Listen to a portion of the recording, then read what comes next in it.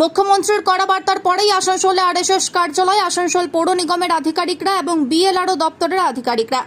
প্রসঙ্গত বৃহস্পতিবার নবান্নে মন্তব্য করেন, আসানসোলে পুকুর ভরাট করে আরএসএস বাড়ি নির্মাণ করেছে।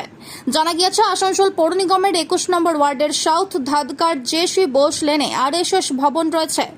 মুখ্যমন্ত্রী মমতা বন্দ্যোপাধ্যায় অভিযোগ করেন, এই আরএসএস ভবনটি পুকুর ভরাট করে করা হয়েছে। মুখ্যমন্ত্রীর বার্তার পর আসানসোলে ওই আরএসএস ভবনে আসানসোল পৌর নিগমের আধিকারিক এবং বিএলআরও আধিকারিকরা পৌঁছায়। আধিকারিকরা বিষয়টি সরজমিনে খতিয়ে দেখার কাজ করেছেন।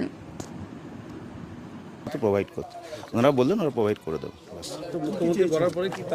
না, কমপ্লেনটা আমাদের কাছে রিসেন্টলি আসে। এরকম তো অনেক কমপ্লেন আরো জমা পড়ে, যেগুলো পড়ে সেগুলো আমরা যা ব্যবস্থা নেওয়া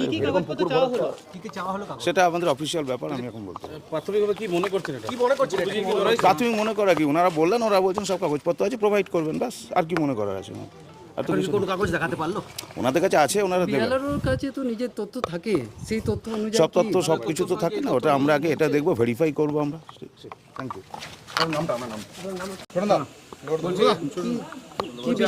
আজকে মুখ্যমন্ত্রী নবান্নে একটা অভিযোগ করেছেন যে আসানসোলে আরএসএস ভবন পুকুর ভরাট করে করা হয়েছে। তো কর্পোরেশন বিএলআরও দপ্তর এসেছিলেন, কি বললেন এবং কি বিষয়টা বলুন? এসেছিলেন, ওনাদের কাছে কেউ একটা কমপ্লেন করে, কে কমপ্লেন করেছে বা কমপ্লেনের কপি আমরা কিছু পাইনি। আমাদেরকে চাইছিল এই বিল্ডিংয়ের সাপোর্টিং ডকুমেন্টস, ডিড, এলআর পর্চা, স্যাংশন প্ল্যান, মিউনিসিপ্যালিটি ট্যাক্স, আমাদের মধ্যে সবই দেওয়া আছে, কিন্তু আমাদের সমস্ত কাগজপত্র থাকে কেসব ভবনে। আমাদেরকে কালেকশন করার জন্যে দিন পর আমাদের টাইম দিতে হবে। ওনারা রাজি হলো, যে ওনারা বললো তাহলে আমি বললাম আমাদেরকে নোটিশ করুন। আমি তো ই করবো না, অফিসিয়ালি করুন। ওরা বললো হ্যাঁ তাহলে নোটিশ করছি, আমার নোটিশ করুন, আমার ঠিক অফিসিয়াল এই যা বটে আমার টাইম নেবো, সেই টাইম দেবেন, আমরা দিয়ে দেবো সব। ভবনটা তো অনেক পুরনো, তো কত পুরনো রয়েছে, কতদিনের ভবনটা পুরনো, তাতে কাগজপত্র সবই আছে, কাগজপত্র কতদিনের পুরনো আছে? কাগজ সেটা কি এবার সেই অভিযোগ আমাদের দেখালো না, ওদের for the purpose of investigation সেই অভিযোগ আমাদের দেখায়নি।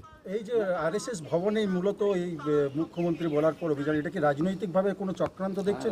দেখুন, সারা পশ্চিমবাংলাতে রাজনৈতিক চক্রান্ত চলছে, এবং বিশেষ করে আমার বলতে কোনো আর আরও ডিটেলস আপনাদের বলতে পারবো কালকে ক্যান্সেল করে নিয়ে। আপনারা সবাই তো দেখতে পেয়েছেন কী চলছে না চলছে।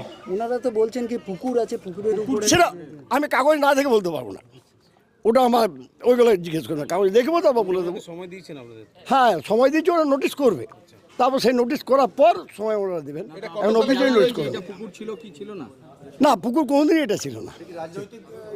এবার শুনুন, এইখানে রাজনীতি কোথাও জিজ্ঞেস করেন না, কারণ এটা আমাদের নিবাস, এটাকে রাজনীতি কোনো আলোচনাই হয় না। কত সালে তৈরি হয়েছিল? কত সালে আন্দাজ কী করে বলবো, আজ থেকে তো 20-25 বছর তো হয়েই গেল, আন্দাজ করে বলছি ভাই, আমি সঠিক সময় বলতে পারবো না। কেন এই ধরনের? এবার সেটা ওদেরকে জিজ্ঞেস করুন না, সেটা আমাদের কেন। আপনার নাম কি? আমার নাম পীযূষ কান্তি গোস্বামী, আমি অ্যাডভোকেট। সমস্ত হিন্দু সংগঠন যেখানে যা আছে, এমনকি আরএসএসের আমি ওনাদের অ্যাডভোকেটের কাজ করি আসানসোল কোর্টে। Thank you.